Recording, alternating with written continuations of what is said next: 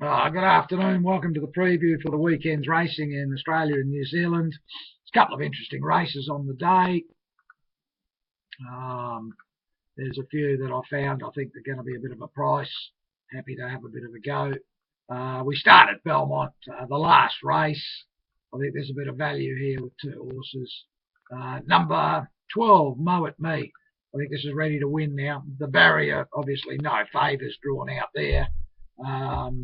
But that's why we've got a price about it. I backed this one this morning at 15 to 1. I think that's the odds. I've saved on 16, Bone Shaker. Again, drawn wide. And the jock, a bit questionable. But at 33 to 1, happy to have something on it. So I think there's a bit of value at Belmont race 8. Bracket 12, Mow At Me. 16, Bone Shaker. We go to Eagle Farm. It's an interesting card there. Obviously, it's part of their carnival, and I think race 5 for me represents a little bit of value with two horses. Number 2 starts me up. Now, this was running on very nicely at the end of the first up run. It was too short for it. Up to 1,500. That's going to suit it much better. I think that's got a good winning chance at 7 or 8 to 1. I think that's probably over the odds. Grey Assignment. Now, this was a good run at weight for age. Obviously, that's not its caper. Back against this sort of company and on top of the ground, which is another big plus for it. I think at 14 or 15 to 1, it's over the odds. So I'll bracket those two. Eagle Farm, race 5. Number 2 starts me up. Number 5, Grey Assignment.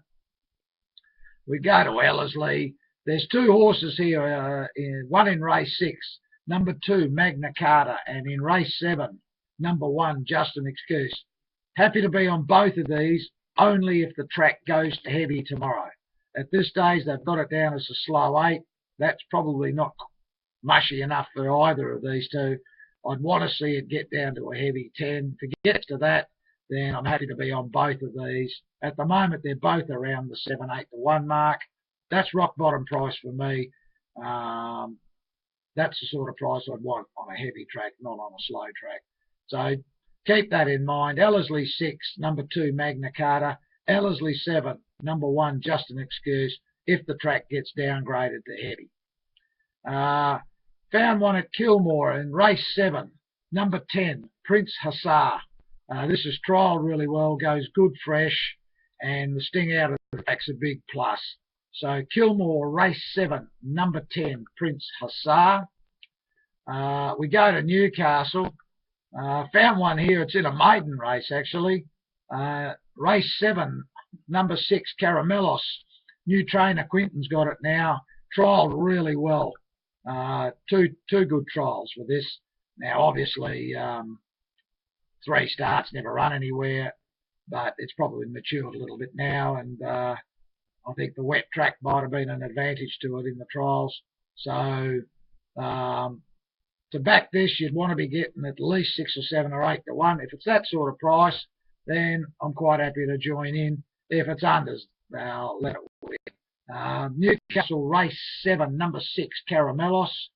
Newcastle race 8, number 3, Jade's Command.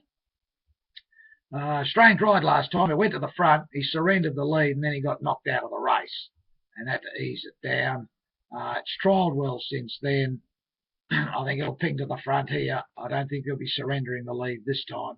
And I think this has got a good winning chance. Happy to be on this. Newcastle race, Newcastle race 8, number 3, Jade's Command. We go to Rosehill, like one in the last here. Queenstown's trialled really well. It looks cherry ripe for the first up run. Don't think it'll be any fancy price. It was $6.57. That's sort of rock bottom price for me first up. If it gets out to about $8 or better, I think we're entitled to have something on it. It's getting very close to that now, so let's say Rosehill, race 8, number 12, Queenstown. We go to Sandown. Found one here in race 6, number 7, Jade's Boy. Now, this should have just about won last start. He was in a beautiful position mid-race. Jock got a brain snap and took off. for no reason at all, and kicked away and got run down. If he waits on a straight, they had no hope to run this down.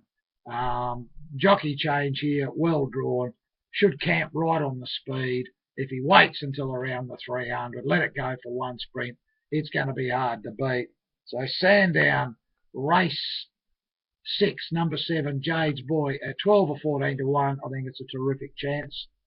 In the last at Sandown, the favourite is number 7, On Picalo, probably justifiably so.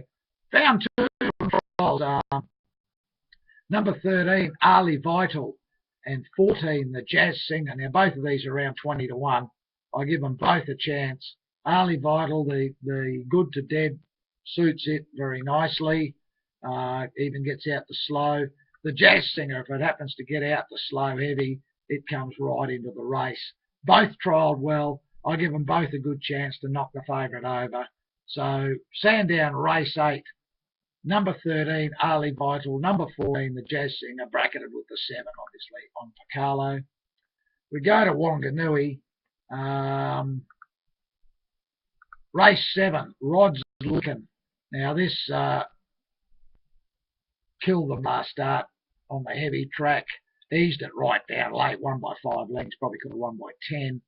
This is not much harder, and it's got the perfect track conditions again, so it goes in. Wanganui, race 3, Rod's Lookin'. And we go to the last at Wanganui. Crafty lad, same sort of thing. Settled well back and made a huge run round the outside and then ran away from them. I can see it doing it again in this at 10 or 12 to 1. I think it's over the odds. Happy to be on it. Save on number 4, Swiper the Fox. I think these two have both got a good chance. So Wanganui, race 10, number 9, Crafty Lad, save number 4, Swiper the Fox.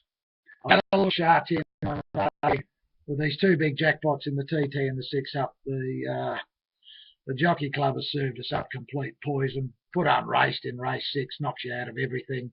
3 unraced. I mean, 1 maybe we would have. We've never ever played with unraced anyway, so, but 3 unraced, and there's another 4 in the race that have had 1 start. I've gone through the three legs. It's impossible. So I wouldn't be totally shocked to see it jackpot again. We'll be sitting out there on Sunday rooting for a couple of $50 shots to win any leg, or run a couple of placings in any of the legs, so to get us up to about a $70 million jackpot for the following Sunday. And hopefully we can strike then. At this stage, the rest of the card holds very little interest, and we may pass, although the last race, depending on what sort of market comes out, I think number 10, Packing Loreb's got a good chance in this. It was a good win last start. I don't want to be on it if it's under 5 or 6 to 1, but if it's double figures because of the rise in class, may consider doing something in the last. Good luck if you play on the weekend. As I say, there is a bit of value at some of these meetings. Hopefully we find a couple of winners for you. Thanks for tuning in, guys. Good luck.